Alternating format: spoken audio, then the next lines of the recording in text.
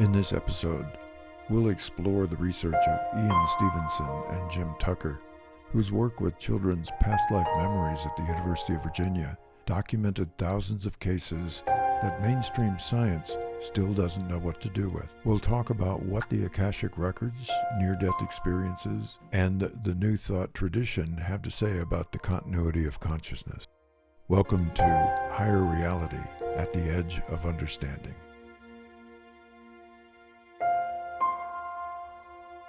Reincarnation is a topic that a lot of people are interested in and do a lot of research on. It seems like on YouTube and other channels. And yet at the same time, they're completely mystified by it. Oh, of course. I think I sat in that spot too. It's interesting that it's not part of traditional Christian values, but anyone that reads the first four books of the New Testament, the Gospels as they're called, will find that Jesus talked about reincarnation. In what way?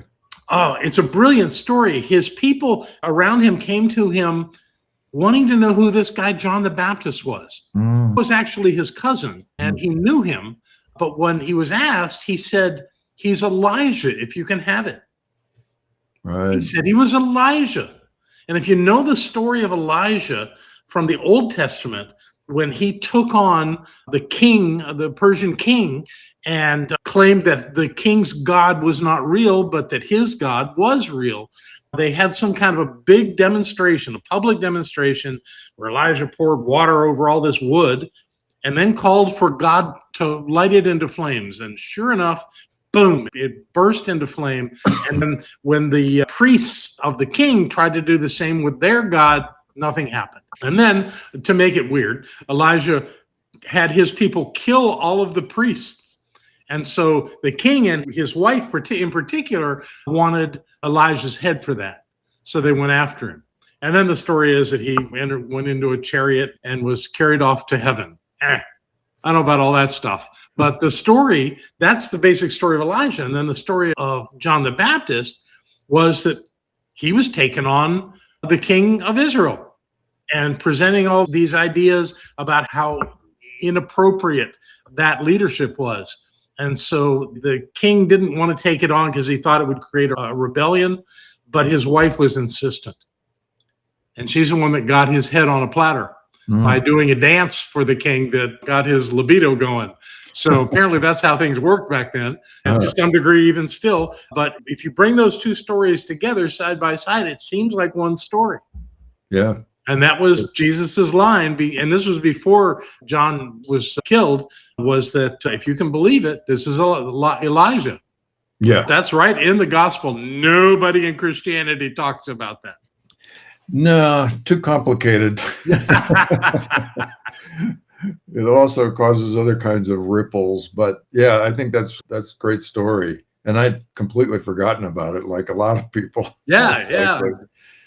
Today we focus on Raymond Moody and Brian Weiss and people that have been doing this kind of research. And it's more popular, I think, than it's ever been. I agree. Jim Tucker, who's at the University of Virginia, has been doing this kind of research for, I think it's 20 or 25 years.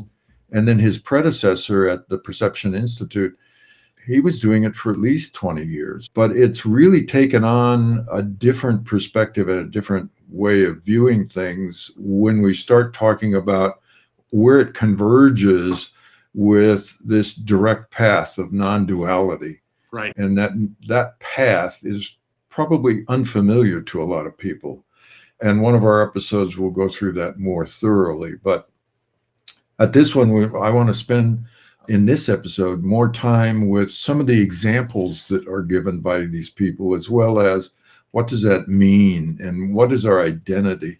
And I think I'd like to start there. What do we consider to be ourselves? For example, when you go and introduce yourself to somebody, usually you talk about your role. Oh, I'm a father, I'm a teacher, I'm a whatever.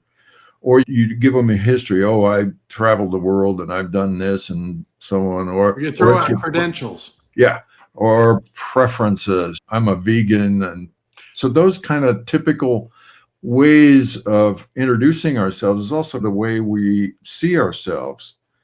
And that identity that we have created is a powder puff. When I ask the question, who am I? What comes up? Because we are so engaged in the concept that the body mind is who we are. Right. Everything is referenced from this body mind perspective. And that all goes away pretty damn quick when you die. If you come back as somebody else, how did you go from one to the other? This transmigration, so to speak. Right. And it implies that it would be the same being going from one life to the next. Yes, it does. Which is the challenge with non-duality, or as I call it, oneness. Yeah. That does that maintain? I don't know. Ernest Holmes has said things at times that would indicate that perhaps it does, when he says that that human beings are destined to achieve enlightenment. I know lots of people that died, they didn't achieve enlightenment. So how does that work? Unless you get to do it a number of times. Yeah. And I think that's where we're getting into the depth of this, is the fact that because we believe we're a mind body, that's going to go away. And in non-duality, one of the examples I love is from a man named Rupert Spira. And he says, look, we got to look at this in a different way. Let's take, for example, a river. Consciousness is the river, and it's always flowing and always changing. We're a whirlpool in that. And that whirlpool is who we believe we are, but it's just an energy whirlpool. And as it travels down this road of this river of consciousness, at some point it begins to dissolve, just like the whirlpools do in the rivers that we see. And that when it dissolves, parts of that move into the river itself and then coalesce again into another whirlpool. And sometimes we get things from different whirlpools along with what we had, and we get this mix that we come in with. And I like that analogy because it takes away the personalness of it and shows us that it's still all the river. Yes, it's all the river. It's all consciousness, and we're a finite, limited speck within that consciousness, so to speak, and that when we leave this limited, finite mind, that it expands way beyond where we ever figured it could.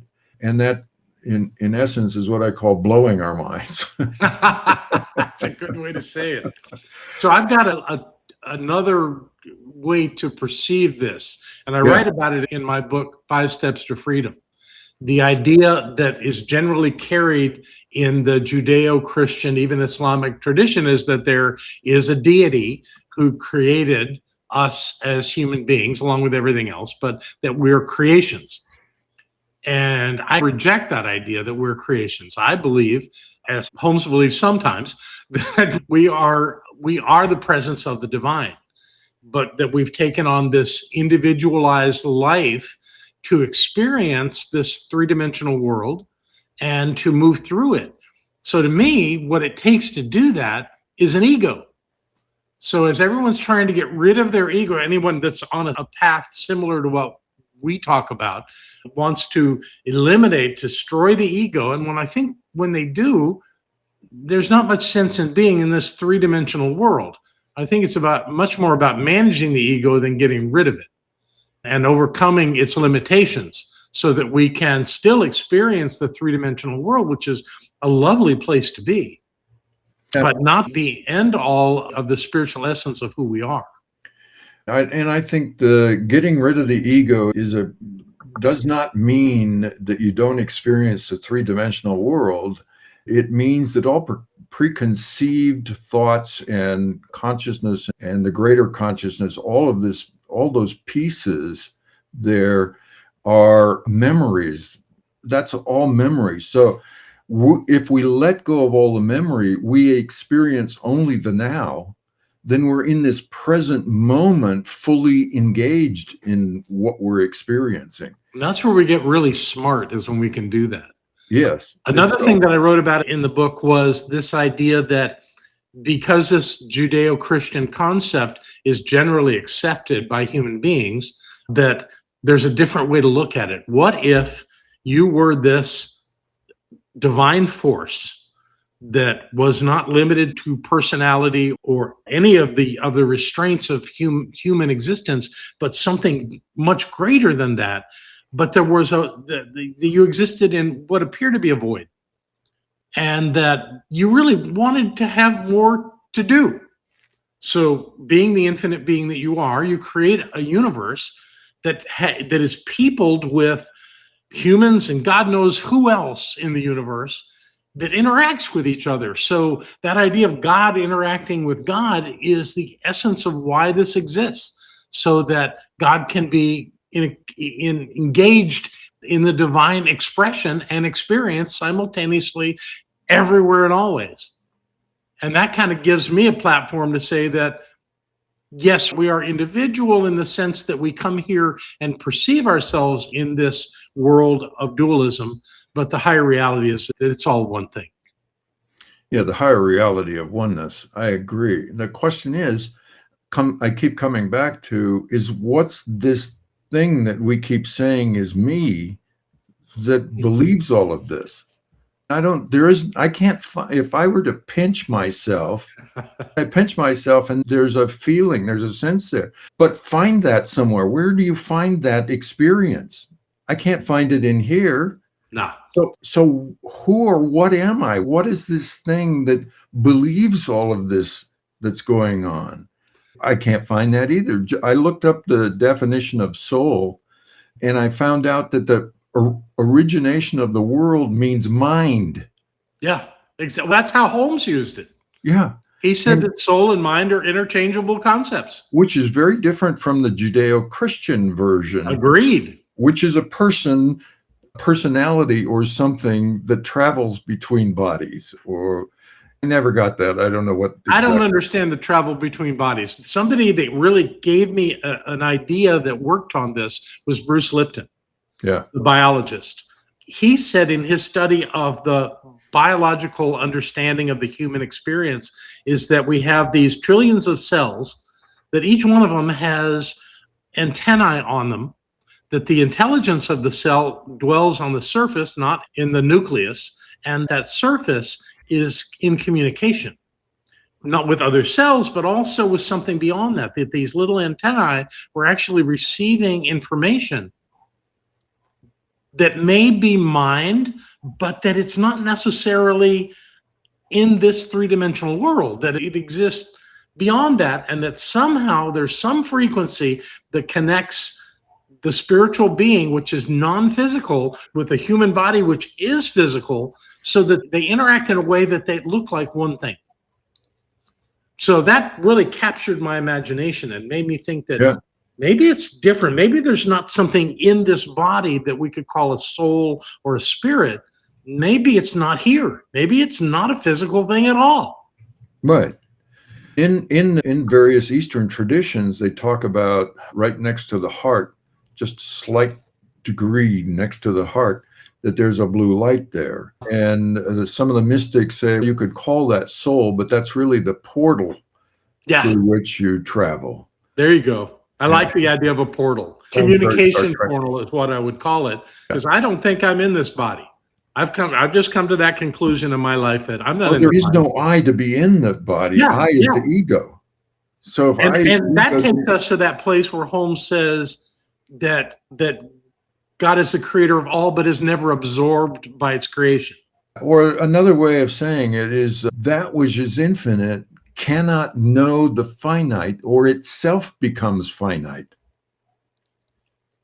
That's interesting. Yeah. So that really tells us that this thing we call the interactive God, who's creating the world and the universe and everything else, and is doing it for its own entertainment, is a bunch of BS, so to speak. Yeah. That idea works if you're 4 or 5 years old, perhaps. But that does bring us back to this idea of reincarnation. And I want to talk about Jim Tucker and his work at the university, because he says they only work with children. And they found that over the years that 3 years and under, they don't have all of the things brought to them and told to them and taught to them and so on. They So haven't that bought into the duality yeah. model. And so they're more in touch with this previous experience. And in our last episode, I talked about one, which was the boy who remembered he was a fighter pilot in World War II, and they had proof of it.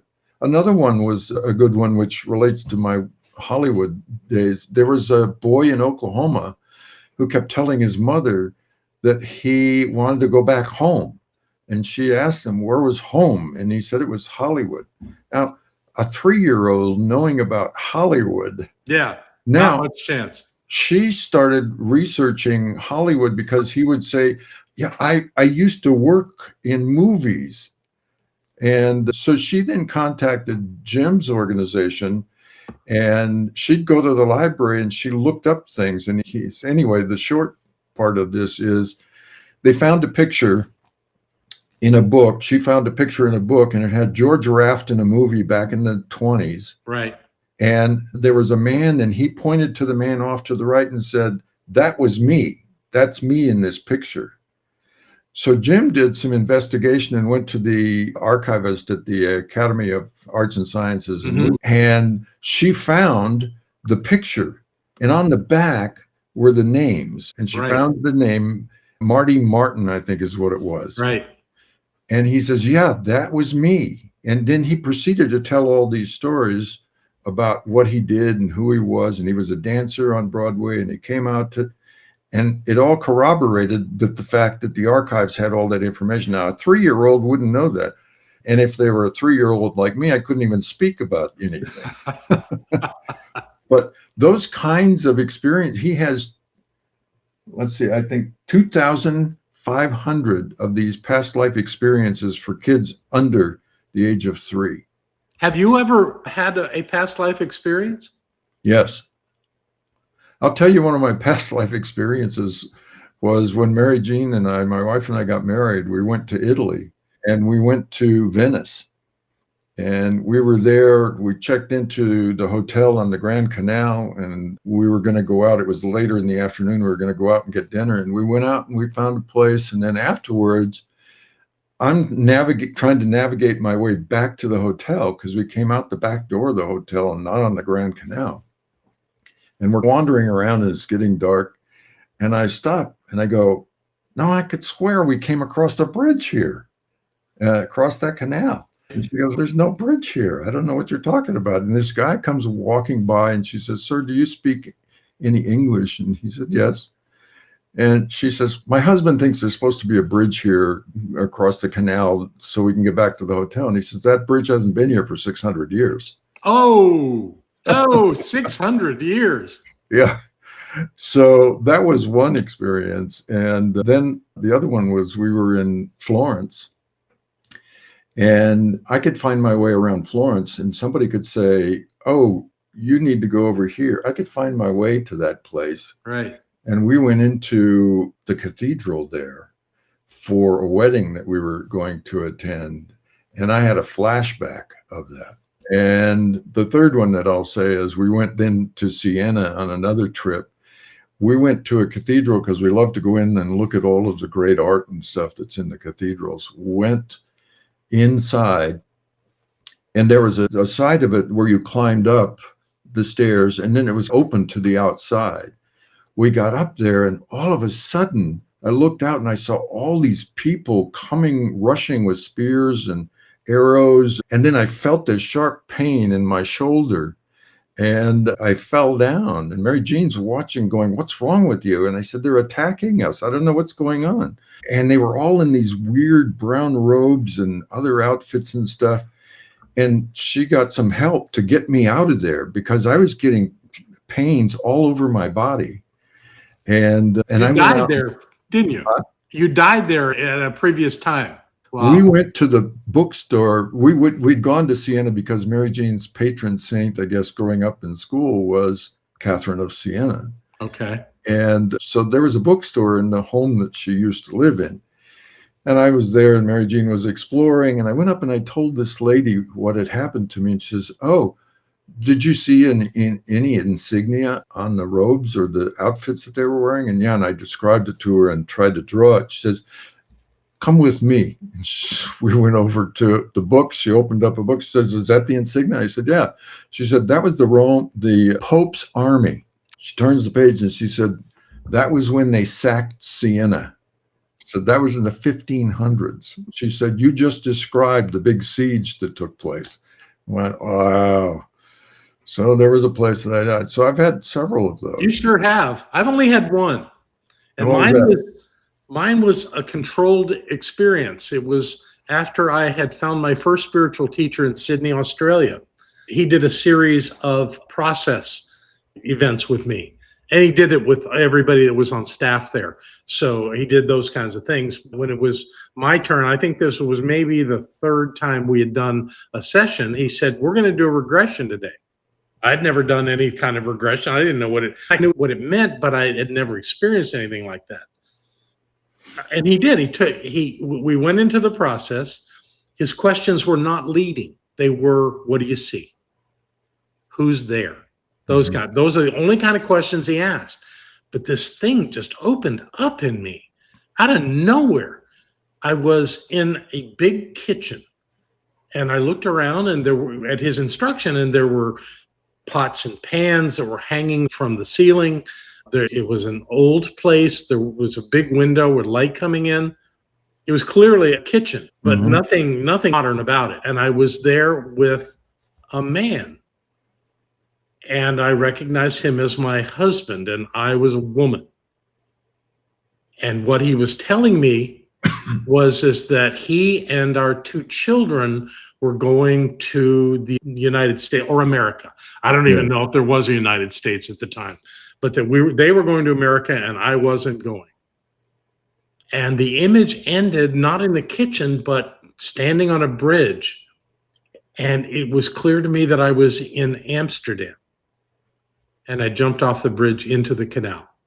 And that was the end of the experience. Wow. I came out of that really shaken, not having any idea where any of that came from, but not be able to deny that it was true or false. And I know that anyone can claim that those kinds of thoughts, if you believe in that there's one mind, could just simply be random thoughts coming. But it felt very real in the moment.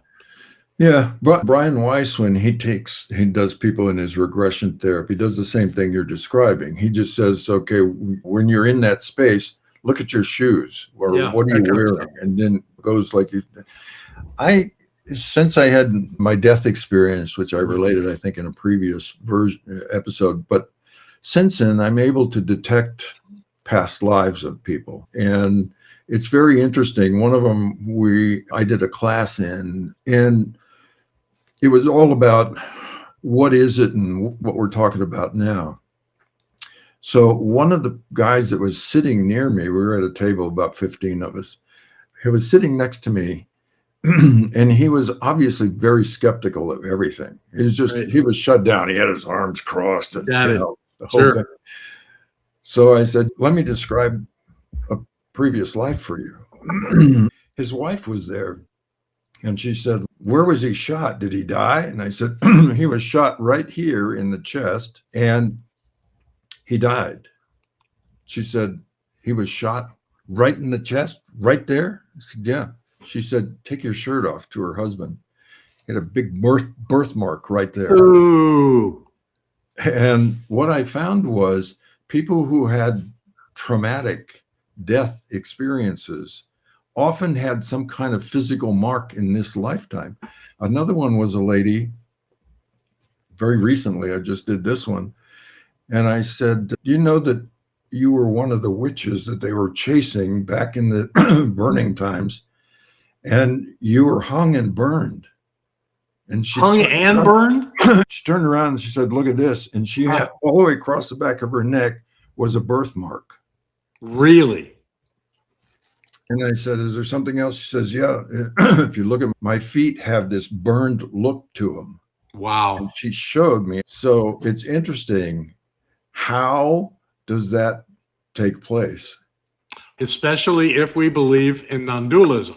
Right. How do we contain a past life memory when we move through into if we end up connected to another body? Yeah, how does that work? I haven't a clue. Boy, something in my throat. But one of the things is Plato and Pythagoras, Pythagoras was all about we've had past lives and we can experience them. This is back in the Greek period, so this is not new. And he used to teach something very similar to the regression therapy that Brian Weiss and Raymond Moody and others have done. Right. And he would tell his students, in the morning, just before you open your eyes, recall what happened yesterday and be specific about what and feel. And they would go through that for a period of time, learning that. And then he would say, now, instead of recalling yesterday, recall last year, something that took place in last year. And he would take them all the way through. And then at some point, he'd say, now recall something in your previous life. And that's how he would teach his students how to get in touch with their past lives and why. Interesting. So perhaps all of that information is available to all of us, like intuition. Most of us don't know how to access it. I think it's very true, because if we go back to the non-dual and we have access to consciousness itself, everything is in consciousness. And all of this is vibrations of consciousness, these waves and frequencies, then we must have that somewhere, that ability. And since we're non-local, except our belief is that we're local, but we're non-local, right? That means we have access to everything. But our mind being finite and its belief systems build a cage around that. Right, because we can't possibly be open to the infinite knowingness of everything. We just don't have the capacity in this model to do that. Yet I believe everything is available to us. With that example you just gave, I think anyone can retrieve information from their own experience or from someone else's. Sure. What is that process called they use in the military when you can identify something? Remote viewing. Remote viewing, thank you. Yeah, the one mind.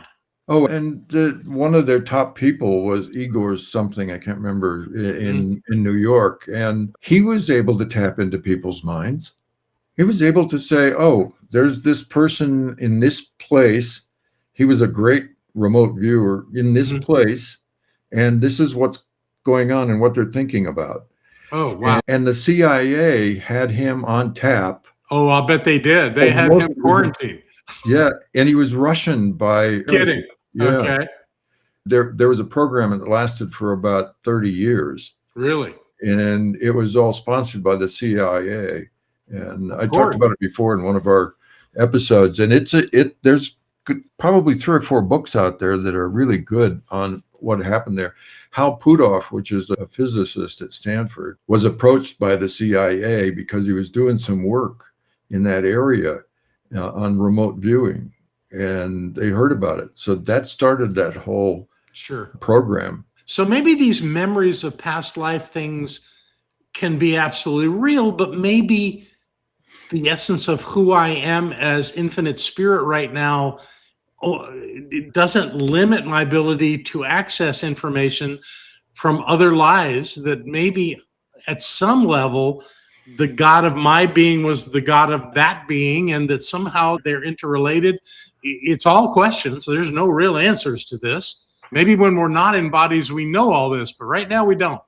And as the 3-year-olds have shown us, it's because we've been indoctrinated and domesticated. And absolutely. Both of those have blocked out all of these other things that, quote, shouldn't be. Mom telling you, that's nonsense. You don't think about it. All of the schooling, everything else that we've had, pulls all that out of you. That's why indigenous seem to be able to do these kinds of things without any qualm. They don't even think about it as being unusual. Yeah, I've known people that had those kinds of abilities who could at the age of 5, walk into a room with relatives and tell them things about themselves Yeah. that they couldn't, that this child couldn't possibly know, and that they were reprimanded for that. I'll tell Don't you one say of your that. Don't do that. And I'll so tell they hold it inside, and it becomes a burden rather than this Absolutely. amazing gift. Absolutely.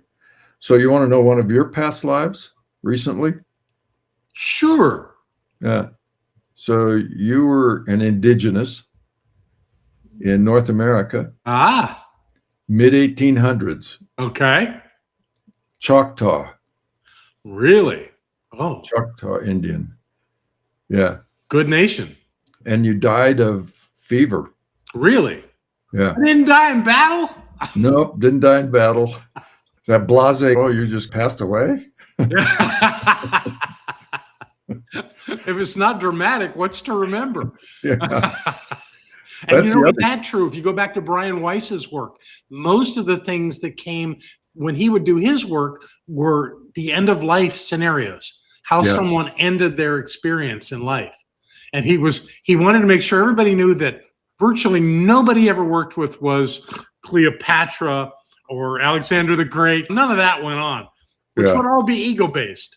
Yeah. But they were just average folk. Yeah. And that fits perfectly with the fact that there are very few Alexanders in the world.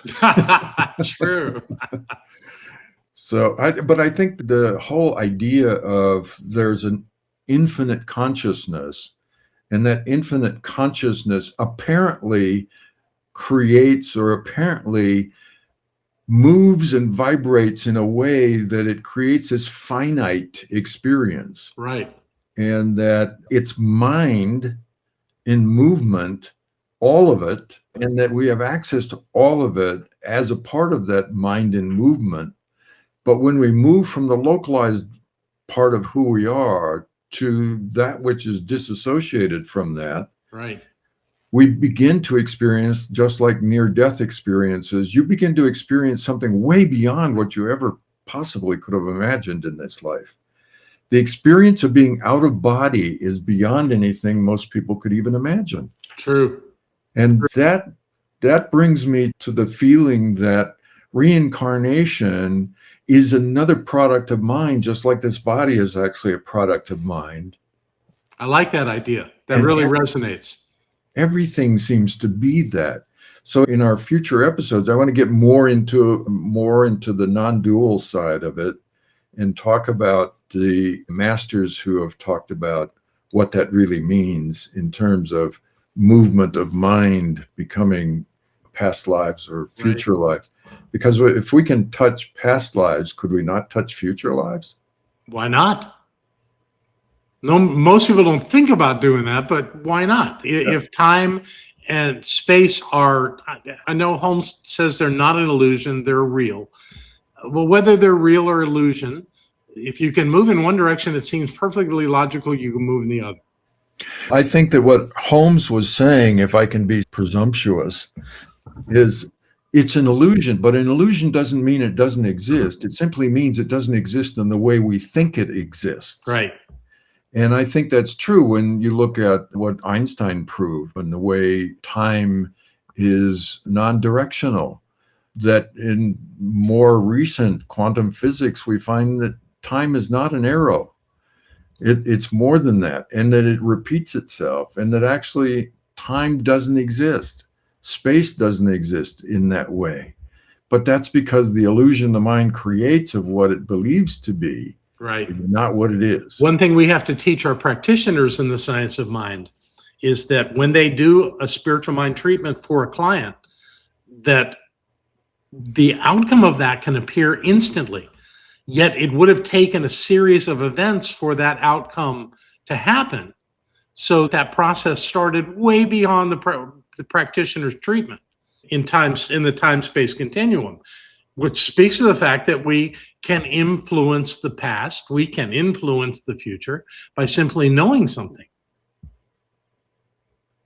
And is any of it really real, or is it some conglomeration of something that has no actual beginning and end? That's what the mind wants to play with.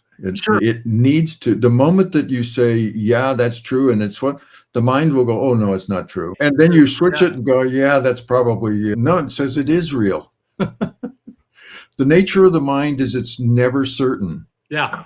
It keeps you guessing. Right. Yeah. So I want to talk about where we're going with this, that we're not just doing this today, but that we're going to do a series here.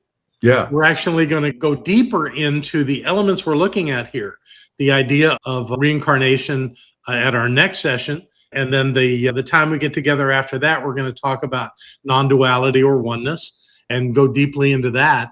And the final one, which I'm so excited about, is the idea that our listeners could provide us with questions, things they're grappling with around this, or ideas that they haven't completely figured out. And we're not saying in any of this that we're figuring this out, but that the questions give us a broader sense of possibility.